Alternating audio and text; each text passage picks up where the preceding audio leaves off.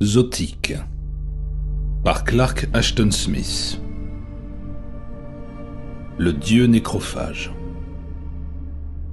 Mordigian est le dieu de Zul'Basaïr, affirma l'aubergiste avec componction. Il en est le dieu depuis un temps que la mémoire des hommes a perdu, dans une obscurité plus profonde que les souterrains de son temple noir. Il n'y a pas d'autre dieu à Zul'Basaïr. Tous ceux qui meurent dans l'enceinte de la ville sont consacrés à Mordigian. Même les rois et les optimates, lors de leur décès, sont confiés à ces prêtres encapuchonnés, ainsi que le veulent la loi et la coutume. Et bientôt ils viendront chercher votre fiancée. Mais Elate n'est pas morte, protesta concerné le jeune Farium pour la 3e ou 4e fois. Son mal seul peut lui donner l'apparence raide de la mort. Par 2 fois déjà elle a perdu connaissance, la pâleur de ses joues et l'immobilité de son sang difficile à distinguer de celle des défunts.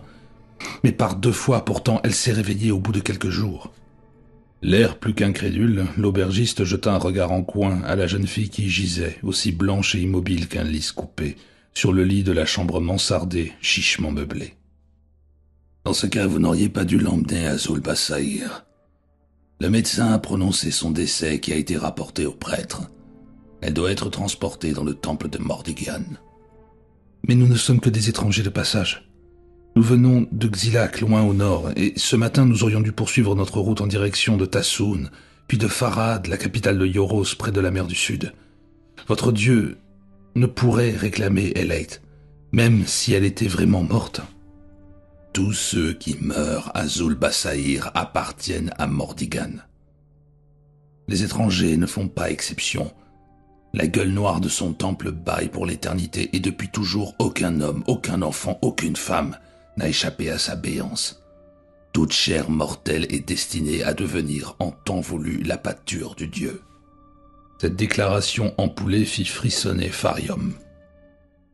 J'ai vaguement entendu parler de Mordigian à travers les légendes que les voyageurs colportent au Xilak. Mais j'avais oublié le nom de cette ville et Elate et moi ignorions tout cela en venant à Zul'Basaïr. Et même si je l'avais su, j'aurais douté de la terrible coutume dont vous venez de m'informer. Quelle sorte de déité se comporte ainsi, à la manière d'une hyène ou d'un vautour? Il ne s'agit certainement pas d'un dieu, plutôt d'une goule. Prenez garde au blasphème. Mordigian est aussi vieux et omnipotent que la mort. On l'adorait sur les premiers continents avant que Zotique n'émerge des flots. Son entremise nous sauve des vers et de la corruption. Tout comme les habitants d'autres contrées destinent leur mort aux flammes du bûcher, à Zul'Basaïr nous les offrons à notre Dieu. Épouvantable est son sanctuaire, au lieu de terreur et de ténèbres, où n'est jamais entrée la lumière du jour, où les défunts sont portés par ses prêtres avant d'être allongés sur une immense table de pierre, jusqu'à ce qu'ils sortent de la crypte profonde lui servant de demeure. Aucun vivant, à part ses servants, ne l'a jamais vu. Leurs visages sont dissimulés derrière des masques d'argent. Et même leurs mains sont enveloppées de tissu, afin que les hommes ne puissent poser le regard sur eux qui ont contemplé Mordigian. Mais il y a bien un roi à Zul'Basaïr. Je devrais faire appel à lui pour éviter cette abomination, cette horrible injustice. Il m'entendra sûrement. Il se nomme Fenkor, mais il ne pourrait pas vous aider même s'il le désirait. Votre requête ne sera pas prise en compte. Mordigian règne au-dessus de tous les monarques. Sa loi est sacrée. Écoutez, les prêtres arrivent déjà. Farium, mortifié par la cruauté du sort qui n'allait pas tarder à s'abattre sur sa jeune épouse dans l'inconnu de cette cité de cauchemar, entendit un grincement sournois dans l'escalier menant au grenier de l'établissement. Le son se rapprocha avec une rapidité inhumaine et 4 curieux individus pénétrèrent dans la pièce, lourdement vêtus d'un violet funèbre et portant d'imposants masques d'argent gravés en forme de crâne. Deviner leur véritable apparence était impossible, car comme l'aubergiste l'avait affirmé, leurs mains étaient même dérobées à la vue des gantelets, et leurs tuniques violettes retombaient en plis larges qui traînaient autour de leurs pieds, tels des suaires distendues.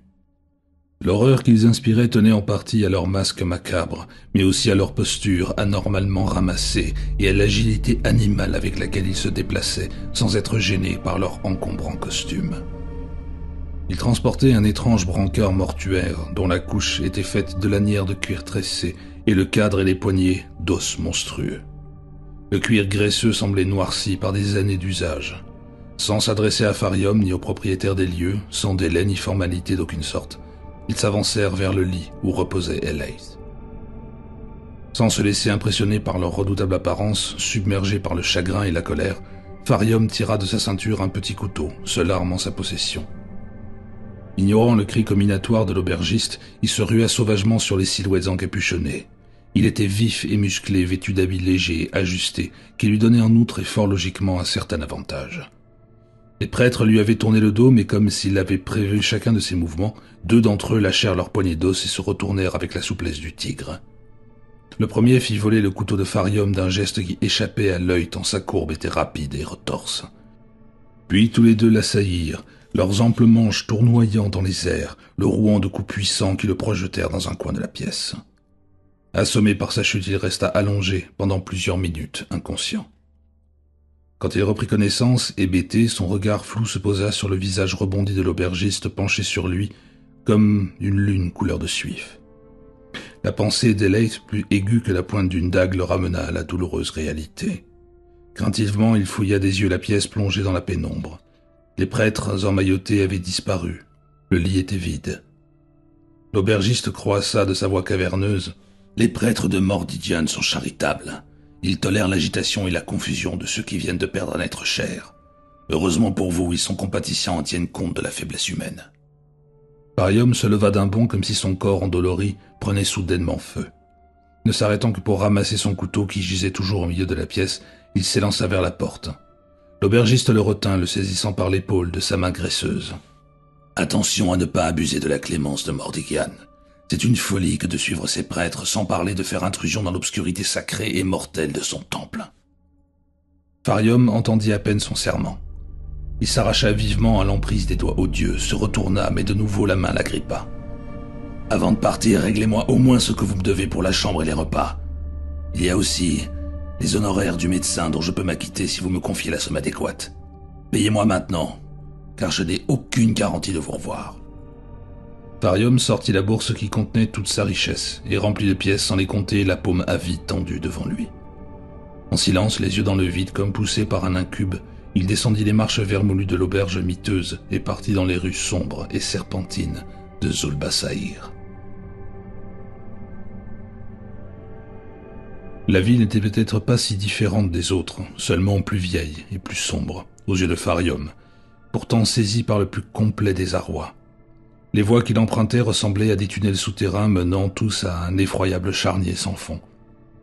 Même si le soleil s'était levé sur les maisons entassées, le jeune homme avait l'impression que toutes les lumières avaient fui, à l'exception d'une lueur lugubre semblable à la pénombre d'une crypte profonde. Les habitants eux aussi paraissaient normaux, mais ils les percevaient maléfiques, comme autant de ghouls et de démons vacants à leurs occupations funèbres dans une nécropole.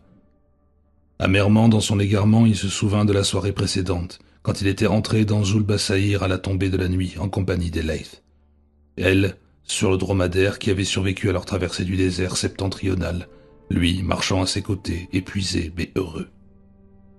Le violet rosé du crépuscule qui se reflétait sur les murs et les coupoles, les yeux d'un or de plus en plus profond des fenêtres illuminées donnaient à cette belle ville sans nom des airs de cité onirique, et ils avaient décidé de s'y reposer un jour ou deux avant de reprendre leur longue pérégrination en direction de Farad et du Yoros.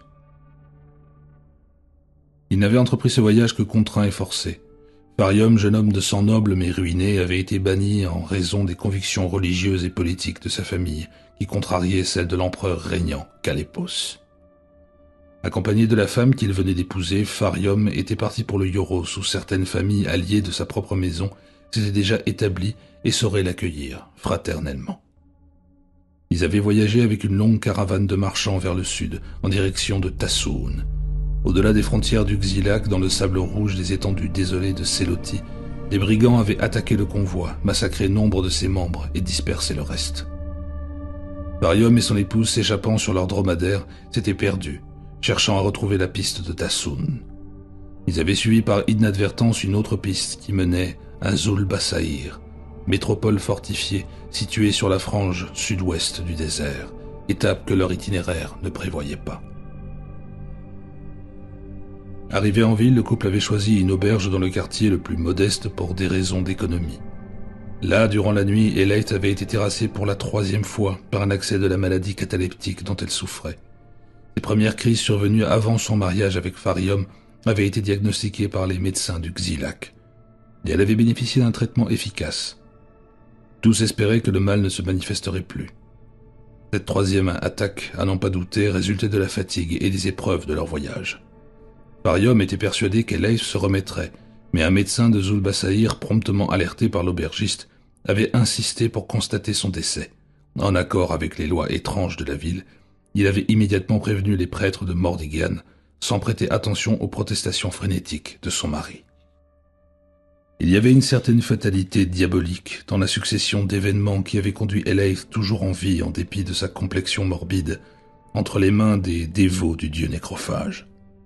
Farium ressassait cette fatalité à en perdre la raison, tandis qu'il parcourait avec empressement les rues sinueuses et engorgées de passants. Aux informations fournies par l'aubergiste, il ajouta en marchant les légendes entendues au Xylac et qui lui revenaient en mémoire, de plus en plus nombreuses.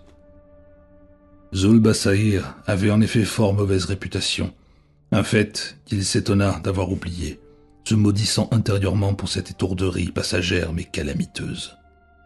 Il eût été préférable qu'Elaith et lui eussent péri dans le désert, plutôt que d'emprunter les larges portes, toujours béantes, attendant leur proie, comme c'était là la coutume à Zulbasaïr.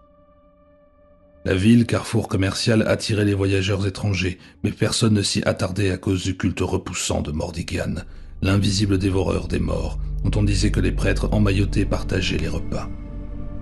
On racontait que les cadavres gisaient pendant plusieurs jours dans le temple sombre et n'étaient consommés que lorsque la putréfaction avait commencé son œuvre.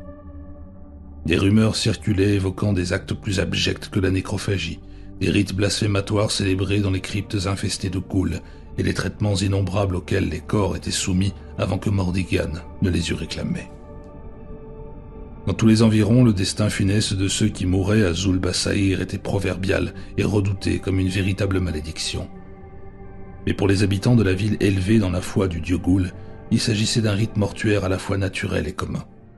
Tombes, caveaux et catacombes, bûchers funéraires et autres nuisances du même acabit devenaient superflus grâce à cette divinité des plus utiles. Farium fut surpris de constater que pour les gens de la cité, la vie continuait. Des porteurs passaient, les épaules chargées de balles remplies d'objets ménagers. Les commerçants attendaient dans leurs échoppes, assis sur leurs talons comme s'ils en avaient l'habitude. Vendeurs et acheteurs marchandaient bruyamment dans les souks. Des femmes riaient et discutaient sous les coches. À part leurs volumineuses tuniques rouges, noires et violettes, à leur curieux accent un peu fruste, rien ne distinguait les habitants de Zulbasaïr des étrangers comme lui. Les voiles de son cauchemar commencèrent à se lever, petit à petit, tandis qu'il poursuivait sa route. Le spectacle de cette humanité quotidienne l'aida à calmer un peu l'intensité de son agitation et de son désespoir. Rien ne pouvait dissiper l'horreur de sa perte, ni la pensée du sort abominable qui attendait Elaith. Et désormais, avec une logique froide, née d'une impérieuse nécessité, il se mit à chercher le moyen apparemment introuvable de la tirer hors du temple du dieu ghoul. Il reprit contenance et contraignit son pas fébrile au rythme du flâneur, afin que nul ne pût deviner les préoccupations qui le taraudaient. Feignant de s'intéresser aux articles d'une boutique de vêtements pour hommes, il engagea la conversation avec le vendeur au sujet des us et coutumes de Zulbasaïr, lui posant les questions auxquelles on pouvait s'attendre de la part d'un voyageur venu de loin. L'homme était affable, et Farium sut rapidement où se trouvait le temple de Mordigan, en plein cœur de la cité. Il apprit également que l'endroit ne fermait jamais, et que les badauds étaient libres de circuler dans son enceinte. On n'y célébrait cependant aucun rite d'adoration, hormis quelques cérémonies privées réservées au clergé. Peu de gens s'y aventuraient. Une superstition affirmait que quiconque pénétrait son obscurité y était rappelé sans tarder, sous forme de fourrage humain pour le dieu. Les habitants de Zulbasaïr semblaient considérer Mordigan comme une divinité réellement bénéfique. Assez curieusement, il ne disposait d'aucun attribut défini. Il s'agissait en quelque sorte d'une force semblable aux éléments, une puissance dévoratrice et purificatrice comme le feu. Ses hiérophantes étaient tout aussi mystérieux. Ils vivaient dans le temple dont ils ne sortaient que pour s'acquitter de leurs devoirs funéraires. Personne ne savait comment ils étaient recrutés, mais certains pensaient que le clergé comprenait des hommes et des femmes, ce qui leur permettait de renouveler leur nombre sans contact extérieur. D'autres assuraient qu'ils n'étaient pas humains, mais appartenaient à un ordre composé d'entités souterraines et immortelles qui se nourrissaient de cadavres comme le dieu. De cette dernière croyance avait découlé depuis quelques années une hérésie affirmant que Mordigian n'était qu'un leurre et que seuls les prêtres dévoraient les morts. Lorsqu'il mentionna ce blasphème, le commerçant s'empressa de le désavouer avec une pieuse réprobation. Farium discuta un moment d'autres sujets, puis reprit sa traversée de la ville, se dirigeant aussi directement vers le temple que les rues obliques le lui permettaient. Sans plan précis, il souhaitait reconnaître les environs. De tout ce que lui avait expliqué le vendeur de vêtements, le seul élément rassurant était l'accessibilité du lieu, ouvert à tous ceux qui osaient y entrer. Néanmoins, en raison de la rareté des visiteurs, Farium aurait l'air suspect. Or, il voulait avant tout rester discret. D'un autre côté, personne n'avait jamais tenté de retirer les cadavres du temple, une idée si audacieuse que les habitants de Zul'Basaïr n'y songeaient même pas. La hardiesse de son entreprise lui permettrait peut-être d'éluder les soupçons et de sauver Eleith. Les rues qu'il suivait descendaient maintenant, devenant plus étroites, plus sombres, plus tortueuses que celles qu'il avait jusque-là empruntées. Il pensa un moment s'être perdu et s'apprêtait à demander son chemin à un passant quand 4 prêtres de Mordigian, portant l'un de ces étranges brancards de cuir et d'os, surgirent d'une ruelle, juste devant lui. Le lit funéraire était occupé par le corps d'une jeune fille, et saisi d'une panique viscérale qui le laissa pantelant, Farium crut qu'il s'agissait d'Eleith. Regardant de nouveau, il comprit son erreur. La défunte était vêtue d'une robe simple, mais faite de tissus rares et exotiques. Son visage, bien qu'aussi pâle que celui d'Eleith, était couronné de boucles ressemblant aux pétales veloutés des pavots noirs. Sa beauté solaire et voluptueuse, même dans la mort, différait d'autant de la pureté blonde d'Eleith que les lys tropicaux des narcisses. Discrètement et gardant ses distances, Farium suivit les austères silhouettes emmitouflées et leur adorable fardeau. Les passants laissaient place au brancard avec un empressement qui confinait à l'affolement. Les harangues des marchands ambulants et les conversations vives des badauds s'étouffaient au passage des prêtres. Entendant 2 habitants discuter à voix basse, il apprit que la jeune défunte s'appelait Arctella, fille de Quaos, un aristocrate et haut magistrat de Zul'Basaïr. Elle était décédée très rapidement, de causes restées mystérieuses pour les médecins, ce qui au moins n'avait pas entaché sa beauté. Certains pensaient qu'elle n'avait pas succombé à une maladie, mais à un poison impossible à détecter. D'autres affirmaient qu'elle avait été victime d'un sortilège maléfique. Les prêtres continuèrent leur procession et Farium les suivit, s'efforçant de ne pas les perdre de vue dans l'enchevêtrement de ruelles aveugles. La pente s'accentua sans laisser deviner précisément ce qui les trouvait en contrebas. Les maisons paraissaient se blottir de plus en plus étroitement les unes contre les autres, comme pour s'écarter d'un précipice. Finalement, le jeune homme déboucha à la suite de ses macabres guides dans une sorte de creux circulaire niché au cœur de la cité, où, parmi les pavés d'onyx ternis et les cèdres funéraires, dont les aiguilles semblaient noircies par les ombres éternelles, sépulcrales des âges disparus, se dressait, solitaire, le temple de Mordigian. L'édifice était fait d'une pierre étrange, de la teinte rouge violacée de la chair en putréfaction, une pierre qui fuyait la lumière éclatante du jour et les lueurs généreuses des crépuscules. Bas et sans fenêtre, il avait la forme d'un gigantesque mausolée, ses portes béaient, sinistres, dans l'ombre des cèdres. Farium vit les prêtres disparaître à l'intérieur, portant Arctella comme des spectres chargés d'un fardeau fantôme. La vaste place pavée qui séparait le temple des maisons agglutinées était déserte. Cependant, le jeune homme ne s'aventura pas à le traverser en plein jour. Faisant le tour de l'endroit, il remarqua plusieurs autres entrées, toutes ouvertes et sans garde. Il n'y avait aucun signe de vie près du bâtiment, mais Farium fut parcouru d'un frisson incontrôlable en songeant à ce qui se cachait entre ces murs, festins de verre nichés sous le marbre des tombes. Parades monstrueuses, les abominations dont il avait entendu parler surgirent devant lui en plein jour. Il manqua de nouveau de sombrer dans la folie à l'idée qu'Eleith reposait sûrement dans le sanctuaire parmi les défunts, baigné de leur ombre infâme, et que lui, consumé par une inextinguible frénésie, devra attendre le soir et la faveur des ténèbres pour mettre en œuvre son plan de secours nébuleux et incertain. Entre-temps, Eleith pouvait se réveiller et succomber à l'horreur macabre des lieux, ou connaître un sort pire encore, si ce que l'on murmurait au sujet du temple était vrai. Abnonta, sorcier et nécromant, se félicitait de l'issue de ses négociations avec les prêtres de Mordigian. Il pensait peut-être à juste titre que seule une intelligence supérieure comme la sienne eût pu concevoir et mener à bien les diverses procédures lui ayant permis de conclure ce marché, grâce auquel Arctella, fille du fier Quaos, allait devenir son esclave servile.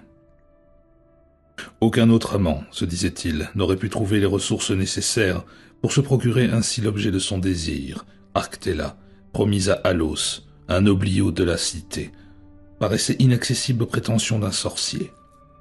Abnonta, cependant, n'était pas un simple rebouteux, mais adepte de longue date des arcanes les plus profonds et les plus répugnants des arts maléfiques. Il connaissait des sorts capables de tuer à distance plus vite et plus sûrement qu'un couteau ou un poison, mais aussi les incantations les plus sombres qui permettaient de réanimer les morts, même après des années ou des siècles de décomposition. Il avait assassiné Arctella d'une manière impossible à détecter, un envoûtement rare, subtil. Il n'avait jamais laissé aucune trace, et son corps reposait désormais avec les défunts dans le temple de Mordigian. Ce soir, avec la complicité tacite des terribles prêtres emmaillotés, il allait la ramener à la vie. S'il y vivait depuis de nombreuses années, Abnonta n'était pas né à Zulbasair, mais sur l'île tristement célèbre, presque mythique, de Sotar, située quelque part à l'est de l'immense continent de Zotique. Tel un jeune vautour élancé, il s'était établi précisément dans l'ombre du temple mortuaire et avait prospéré, s'attachant élève et assistant. Les négociations avec les prêtres avaient été longues et complexes, mais il avait déjà maintes fois conclu des accords de ce type. Il lui permettait d'utiliser temporairement les cadavres destinés à Mordigian, du moment que ses expérimentations nécromantiques se déroulaient dans l'enceinte du temple. Comme ce privilège constituait de leur point de vue une légère entorse à la règle, il avait dû les soudoyer. Pas avec de l'or cependant, mais en leur promettant un apport généreux de matériaux plus sinistres et plus corruptibles que ce métal précieux. Cet arrangement s'était révélé fort satisfaisant pour les deux parties. Depuis l'arrivée du sorcier, les morts affluaient avec une inhabituelle abondance. Le dieu ne manquait pas de provende, et Abnonta ne manquait jamais de cobayes sur lesquels employer ses sorts les plus maléfiques. Dans l'ensemble, Abnonta n'était pas mécontent de lui. Il jugeait par ailleurs qu'en sus de sa maîtrise des arts magiques, de son habileté et de son ingéniosité, il s'apprêtait à faire preuve d'un courage sans précédent. Le vol qu'il avait planifié s'apparentait à un terrible sacrilège, l'enlèvement dans le temple du corps réanimé d'Arctella. Un tel acte, que le cadavre fût ressuscité ou non, ainsi que le châtiment qui lui était associé relevait de la légende. Personne ne s'y était risqué depuis des temps reculés. Triplement terrible, si l'on en croyait la rumeur, était le sort de ceux qui avaient essayé et échoué. Le nécromant avait bien conscience des dangers de son entreprise, qui ne suffisait toutefois pas à le décourager. Ses deux assistants, Nargaï et Vembatsit, au courant de ses intentions, avaient effectué en toute discrétion les préparatifs nécessaires à leur fuite. La passion intense que le sorcier nourrissait pour Arctella ne constituait pas la seule raison de son départ. Il avait envie de changement. Il était un peu las des lois étranges de la cité qui restreignaient le champ de ses pratiques nécromantiques, tout en les facilitant d'une certaine manière. Il avait prévu de partir vers le sud afin de s'établir dans l'une des villes du Tassoun, un empire renommé pour le nombre de ses momies anciennes. Le soleil était sur le point de se coucher. 5 dromadaires élevés pour la course attendaient dans la cour intérieure de la maison d'Abnonta, une haute demeure vermoulue qui semblait pencher vers la place circulaire entourant le temple. L'une des montures devait transporter une balle contenant les livres, manuscrits et les objets magiques les plus précieux du nécromant. Sur les 4 autres chevaucheraient Abnonta, ses 2 assistants, et Arctella. Nargaï et Vembatsit se présentèrent devant leur maître pour lui annoncer que tout était prêt. Tous deux plus jeunes que les sorciers, ils étaient comme lui étrangers à Zulbasair, appartenant au peuple bridé et à la peau sombre de Naat, île à peine moins malfamée que Sotar. « Très bien », fit le nécromancien à la suite de leur annonce, tandis qu'il patientait face à lui, les yeux baissés. « Il ne nous reste plus qu'à attendre l'heure propice. Entre le coucher du soleil et le lever de la lune, pendant que les prêtres dînent dans l'additum le plus profond, Nous entrerons dans le temple et effectuerons les rites nécessaires à la résurrection d'Arctella. Ils festoieront ce soir. Je sais que plusieurs morts commencent à pourrir sur la grande table du sanctuaire supérieur. Mordigian mangera peut-être lui aussi, et personne ne viendra nous surveiller. Mais, maître, est-ce bien raisonnable d'agir ainsi? Devez-vous vraiment enlever la jeune fille? Jusqu'ici, vous vous êtes contenté d'utiliser temporairement les corps comme les prêtres vous y autorisaient, et le leur rendre à chaque fois dans un état inanimé, comme ils le demandaient. Est-il vraiment judicieux de bafouer la loi de Mordigian? On dit que sa colère, bien que rare, est plus redoutable que celle des autres divinités, raison pour laquelle personne n'a tenté de le tromper ou de subtiliser les cadavres dans son temple. D'après la légende, il y a fort longtemps, un aristocrate illustre de la cité y a volé le corps d'une femme dont il était épris, avant de s'enfuir dans le désert. Les prêtres l'ont poursuivi, plus rapide que des chacals, et la manière dont il a péri n'est plus qu'un murmure que n'osent porter les légendes. Je ne crains ni Mordigian ni ses créatures. Mes dromadaires pourront semer les prêtres, même si ce sont des ghouls et non des humains comme d'aucuns l'affirment. De plus, il est peu probable qu'ils nous pourchassent. Après leur festin de ce soir, ils dormiront comme des vautours rassasiés. Et demain, quand ils se réveilleront, nous serons déjà loin, sur la route de Tassoun. Le maître a raison, nous n'avons rien à craindre, intervint Vambatsit. Mais Nargaï insista.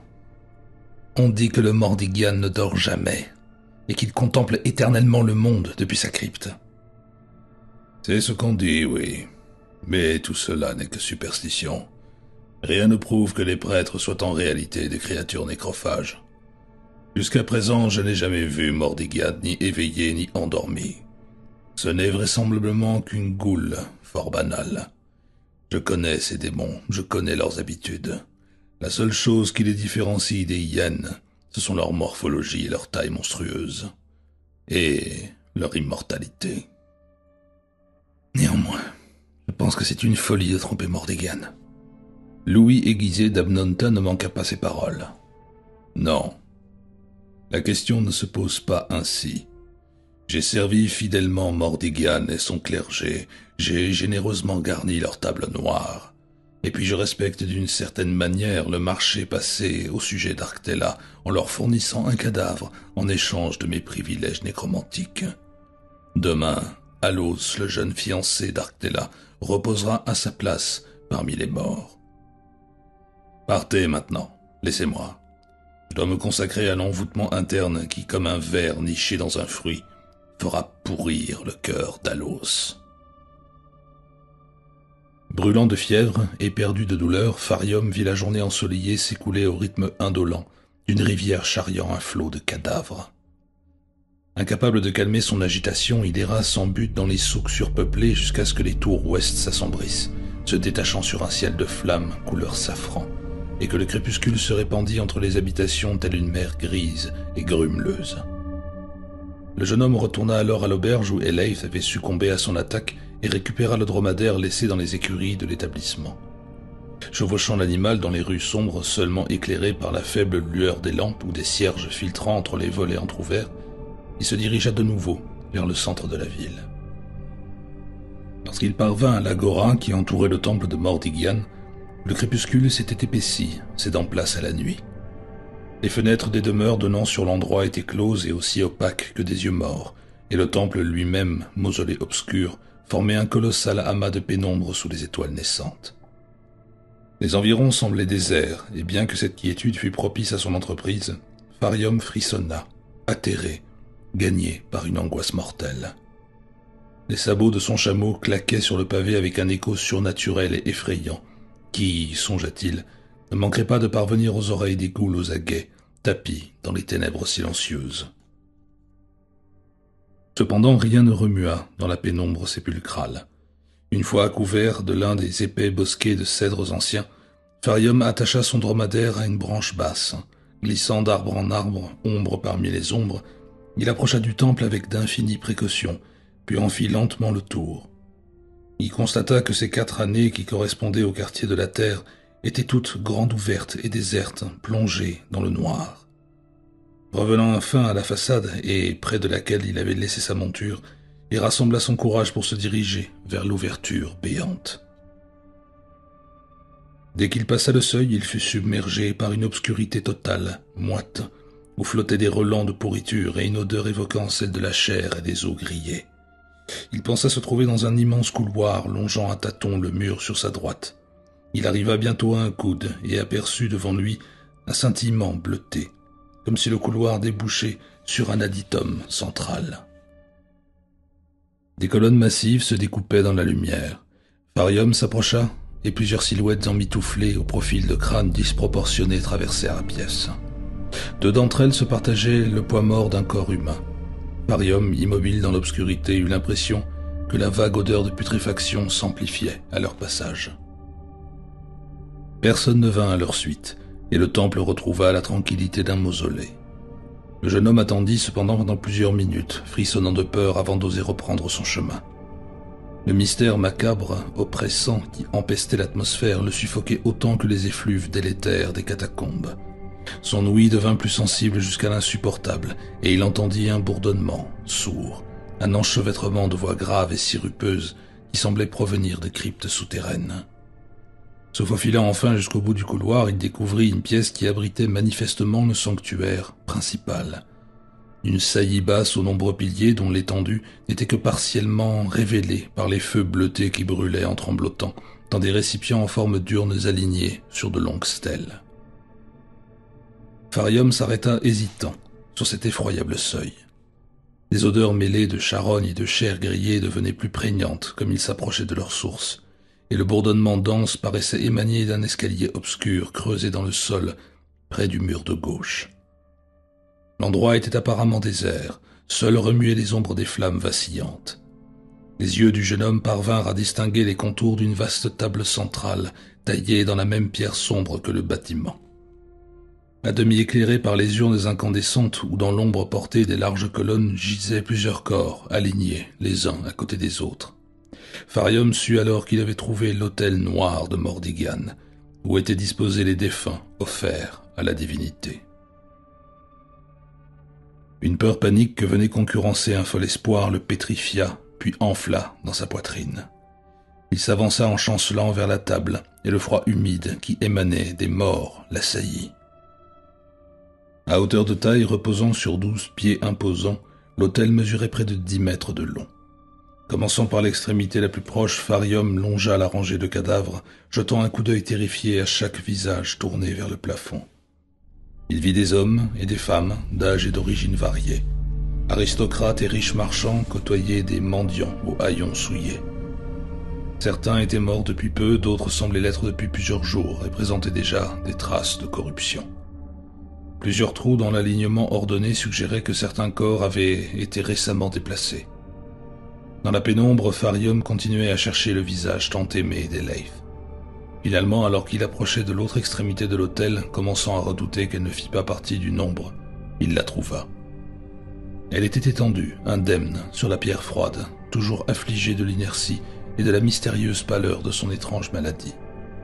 Une gratitude immense germa dans le cœur du jeune homme, certain qu'elle était encore en vie et qu'elle ne s'était pas réveillée dans cet horrible lieu. S'il parvenait à la transporter loin des abords répugnants de Zul'Bas-Sahir, sans être repérée, elle finirait par sortir de cet état de mort apparente.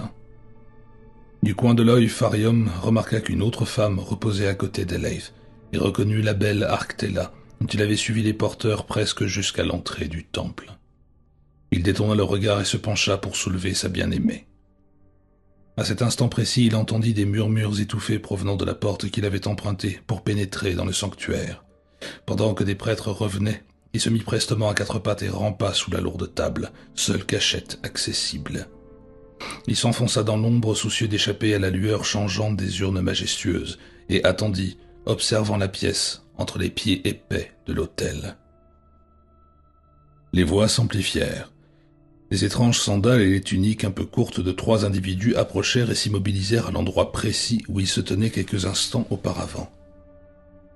Farium ne pouvait deviner leur identité, mais leurs vêtements rouges et bruns différaient de la défroque des prêtres de Mordigan.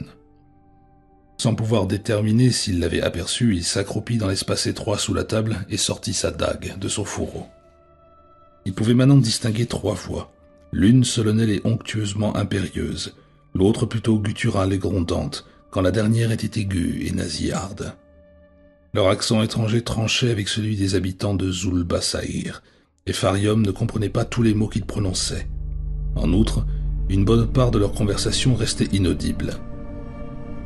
Dit, à la fin, « Soyez rapide. Nous n'avons pas de temps à perdre. » « Oui, maître. Mais celle-ci, de qui s'agit-il? Elle est vraiment jolie. » Un débat semblait se dérouler sous la forme de discrets chuchotements. Apparemment, la voix gutturale désirait quelque chose à laquelle les deux autres s'opposaient.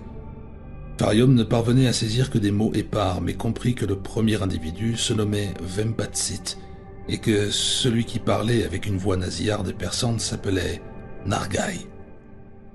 Enfin, les accents graves de l'homme, auquel il s'adressait uniquement en utilisant maître, couvrirent l'ensemble, clairement audible. Je désapprouve complètement cette idée. Cela retarderait notre départ, et les deux devraient chevaucher le même dromadaire. Mais prends-la, Vembatsit, si tu veux effectuer seul les rituels nécessaires. Je n'ai pas le temps de procéder à une double incantation. Ce sera l'occasion de tester tes capacités. Vembatsit grommela une réponse qui semblait exprimer sa gratitude ou sa compréhension. Puis de nouveau la voix du maître. Taisez-vous maintenant, et dépêchons. Farium, qui s'inquiétait vaguement des implications de ce colloque, et l'impression que les trois hommes se pressaient contre la table comme pour se pencher sur les morts. Il entendit le bruissement du tissu sur la pierre, et l'instant d'après, les vis s'éloignaient entre les colonnes et les stèles, quittant le sanctuaire par la porte opposée à celle qu'il avait lui-même empruntée. Deux d'entre eux portaient des fardeaux dont les reflets pâles se fondirent dans la pénombre. Une horreur noire enserra le cœur du jeune homme, qui n'avait que trop clairement deviné la nature de ces fardeaux, et l'identité probable de l'un d'entre eux. Il rampa vivement hors de sa cachette et constata qu'Eleif avait disparu de la table, tout comme Arctella. Les trois silhouettes vaporeuses s'évanouirent dans l'ombre du mur ouest de la pièce. Que les ravisseurs fussent des ghouls ou pire que cela, Farium l'ignorait, mais il les suivit sans attendre, ses inquiétudes au sujet d'Eleif lui faisant oublier toute prudence. Parvenu de l'autre côté du sanctuaire, il trouva un couloir dans lequel il s'engouffra, tête baissée. Devant lui, quelque part dans la semi-obscurité, brillait une lumière rougeâtre. Il entendit alors un grincement métallique lugubre. La lueur se réduisit à une fente, comme si la porte de la pièce dont elle émanait se refermait. Longeant le mur aveugle, il avança jusqu'à ce trait écarlate. La porte de bronze ternie par la corrosion avait été laissée entr'ouverte, et Farium découvrit un spectacle étrange et sacrilège, éclairé par les flammes couleur sang qui s'élevaient, inconstantes, d'urnes perchées sur de hauts pieds noirs. La pièce dégageait une opulente volupté qui contrastait bizarrement avec la pierre mate, funèbre de ce temple de mort. Elle était garnie de tapis et de couches aux étoffes luxueuses, vermillon, doré, azur ou argenté. Des encensoirs faits d'un métal inconnu, sertis de pierres précieuses, étaient disposés dans les coins opposés. D'un côté, une table basse était jonchée de curieuses bouteilles et d'instruments occultes, ressemblant à ceux d'un médecin ou d'un sorcier. Eleif était allongé sur l'une des couches, et sur celle d'à côté gisait le corps d'Arctella.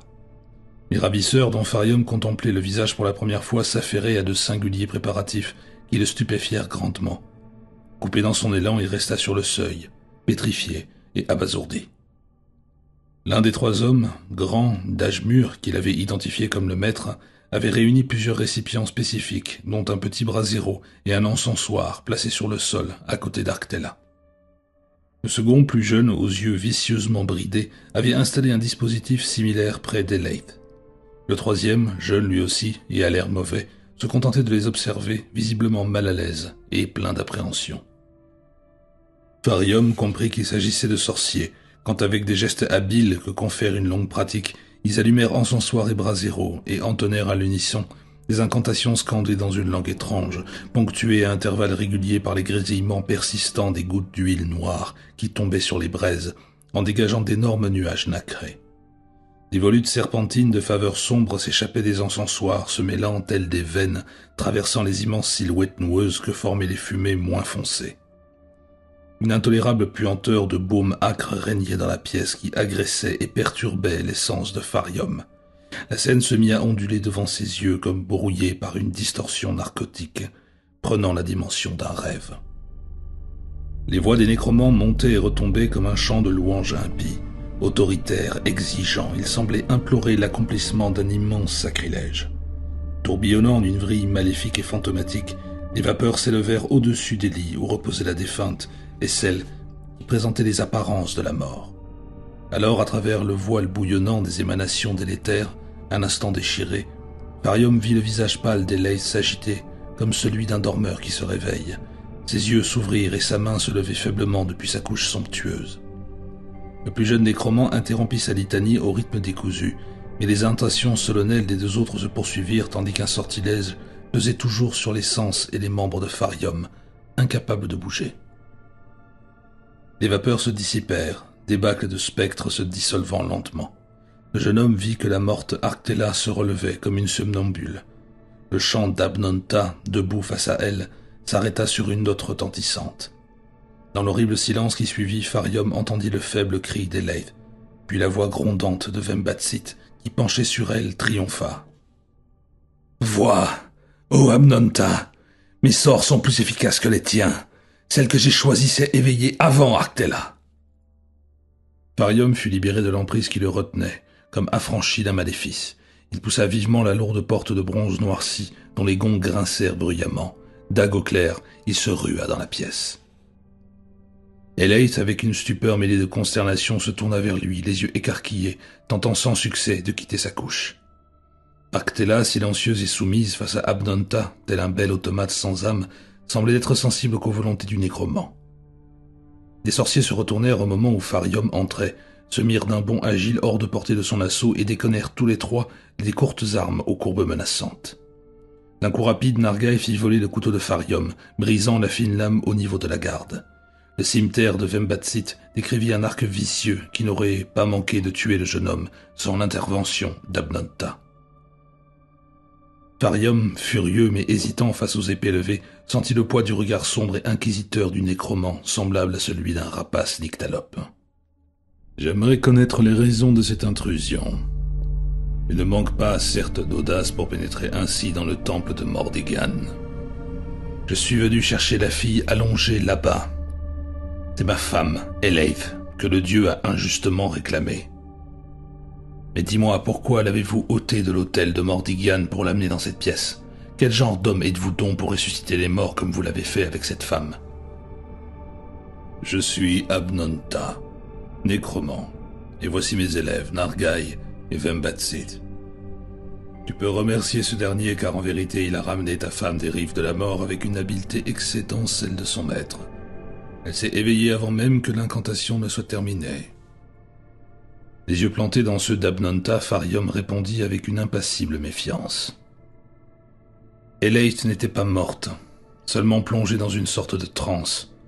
Ce n'est pas la sorcellerie de ton élève qui l'a réveillée, et à vrai dire, qu'Eleith soit morte ou pas, ne devrait concerner personne d'autre que moi. Laissez-nous partir. Je souhaite quitter avec elle Zulba Sahir, où nous ne faisions que passer. Tout en parlant, il tourna le dos au nécromant et se dirigea vers Eleith. Elle le regardait, hagarde, mais parvint à murmurer son nom lorsqu'il la serra dans ses bras. Quelle remarquable coïncidence. Mes élèves et moi projetons également de quitter la ville cette nuit même. Peut-être pourriez-vous nous honorer de votre compagnie. Merci. Mais je doute que nos routes s'accordent. Eleith et moi souhaitons rejoindre le Tassoun. Ça alors, par l'hôtel noir de Mordegan. Voilà qui est encore plus étonnant. Le Tassoun est également notre destination. Nous emmenons Arctella ressuscitée, que je trouve trop belle pour être livrée aux dieux nécrophages et à ses ghouls. Farium pressentit les sombres intentions qui se cachaient derrière les paroles fielleuses du nécromant. Il avait aussi remarqué le signe furtif et alarmant qu'Abnonta avait fait en direction de ses assistants. Sans armes, il ne pouvait qu'accepter cette proposition sardonique, mais il savait fort bien qu'il ne pourrait quitter le temple vivant. Les yeux étroits de Nargaï et de Vembatsit l'observaient avec attention, étincelant d'un désir meurtrier. « Viens », fit Abnonta d'une voix impérieuse. « Il est temps de partir. » Il se tourna vers la silhouette immobile d'Arctella et prononça un mot incompréhensible. Le regard vide, elle le suivit d'un pas somnambule tandis qu'il se dirigeait vers la porte ouverte.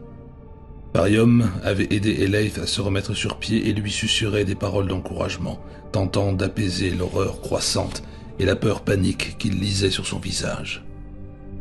Elle pouvait marcher, mais lentement et avec hésitation. Vembatsit et Nargaï reculèrent, signifiant à Farium qu'Eleif et lui devaient les précéder. Le jeune homme, sentant qu'il serait exécuté sitôt le dos tourné, obéit à contre-cœur, cherchant désespérément autour de lui une arme de fortune. L'un des braseros métalliques pleins de charbon rougeoyant se trouvait à ses pieds. Il se pencha rapidement, le ramassa et fit volte-face. Comme il s'y attendait, Vembatsit était en train de s'approcher furtivement de lui, son épée levée, prêt à frapper. Farium jeta le brasero et son contenu incandescent au visage du sorcier qui s'écroula en poussant un cri terrible, étouffé. Nargaï, avec un grognement féroce, bondit sur le jeune homme sans défense. Tandis qu'il armait son cou, son cimeterre brilla d'un reflet maléfique dans la lueur macabre des urnes. Mais l'épée ne retomba pas, et Farium comprit que Nargaï, comme pétrifié par la vision d'une gorgone spectrale, regardait en fait derrière lui. Contraint par une volonté autre que la sienne, le jeune homme se retourna et découvrit la chose qui avait arrêté le coup du sorcier. Les silhouettes d'Arctela et d'Abnonta, immobiles devant la porte ouverte, se découpaient dans une ombre colossale, dont rien, en ces lieux, ne pouvait être à l'origine. Elle remplissait l'entrée de part en part, surplombant le linteau, et puis, rapidement, elle devint plus qu'une ombre. Son amas de ténèbres noires et opaques à l'éclat étrangement aveuglant. Il semblait aspirer la flamme des urnes rouges et diffuser dans la pièce un souffle glacial de mort et de vide ultime. Colonne en forme de verre aussi longue qu'un dragon, ses écailles continuaient à se glisser hors de la pénombre du couloir, mais elles changeaient d'un instant à l'autre, ondoyaient et tourbillonnaient portées par un vortex d'énergie venu des sombres éons. Elle prit brièvement l'aspect de quelques géants démoniaques, à la tête sans yeux et au corps dépourvu de membres, puis se propagea tel un brasier fumeux à l'intérieur de la pièce. Abnonta recula devant elle, marmonnant des exorcismes ou des malédictions frénétiques, mais Arctela, pâle et menue, resta immobile quand la chose l'enveloppa de ses remous avides, jusqu'à ce qu'elle ait complètement disparu. Farium soutenait Eleif, qui, appuyé faiblement contre son épaule, prêt à défaillir, n'avait pas la force de bouger. Il oublia le sanguinaire Nargaï et Eleif, et lui parurent n'être plus que des ombres face à la mort et à la dissolution incarnée. Il vit l'horreur noire croître en approchant d'Arctela et s'élever avec la ferveur de flammes attisées.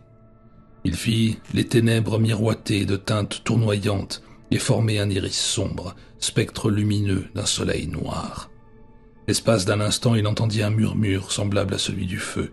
Puis avec force et fureur, la chose reflua hors de la salle. Arctela avait disparu, dissoute dans l'atmosphère à la manière d'un fantôme. Portée par une sourdaine bouffée d'air frais et chaud, étrangement mêlée, une puanteur âcre se répandit dans la pièce comme s'élèverait d'un bûcher funéraire l'odeur des cendres. Mordigian! C'était le dieu Mordigian! Il a pris Arctela! Une succession d'échos sardoniques sembla répondre à son cri, aussi inhumain que le hurlement des hyènes, et pourtant distinct, répétant le nom de Mordigian. Venu du couloir obscur, se déversa dans la pièce une horde de créatures dont les robes violettes suffirent à Farium pour reconnaître les prêtres du dieu Ghoul. Ils avaient retiré leurs gantelets et leurs masques en forme de crâne, révélant des têtes et des visages mi-humains, mi-canins, mais pleinement diaboliques. Ils étaient au moins une douzaine. Leurs griffes recourbées luisaient dans la lumière rouge sang comme des crochets de métal au lustre terne. Leurs dents pointues, plus longues que les clous d'un cercueil, dépassaient de leurs babines retroussées.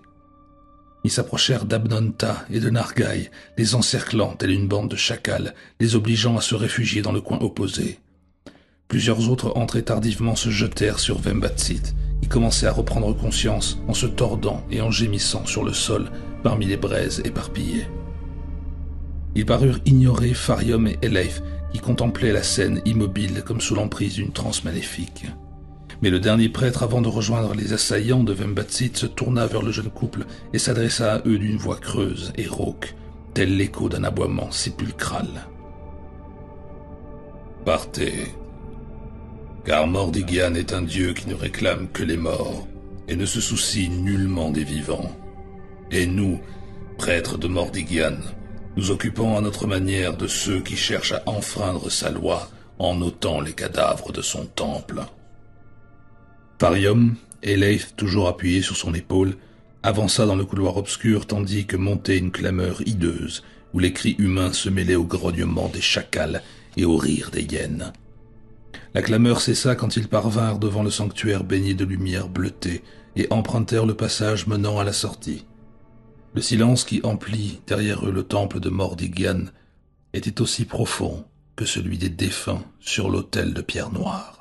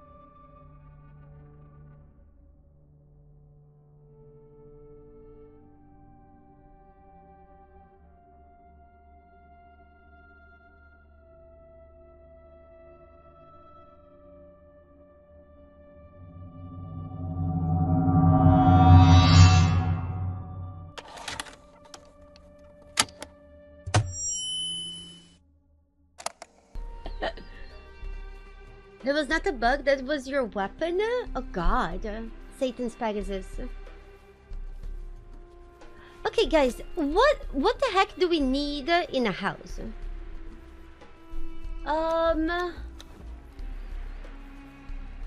There's some other nice outfits later on. Okay. Keep me updated.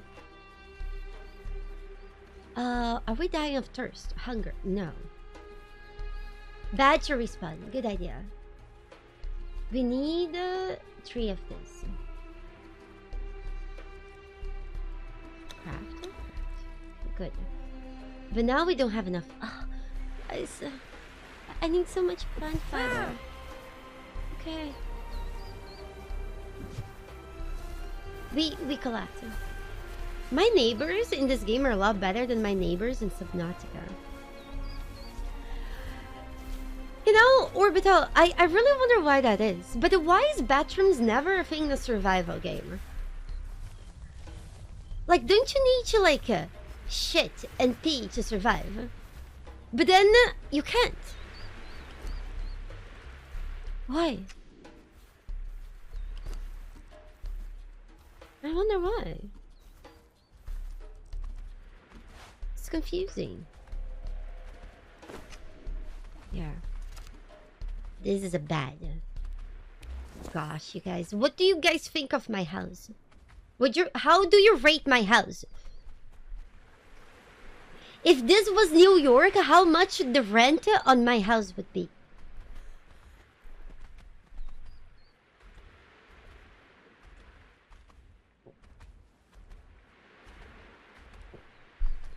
$5,000, $7,000? 1 million? 6, 7,000? I see, 6, 7. Okay, so what else? What?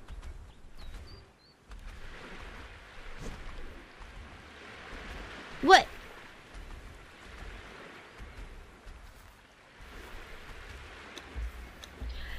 Guys, you see the tutorial in the top right? We did that. Why is it not completing?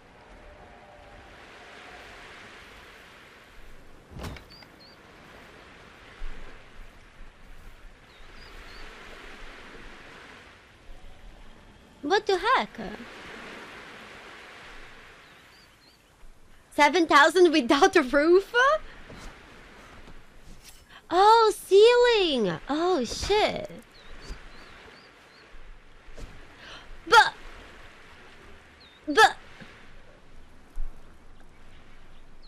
Oh my god.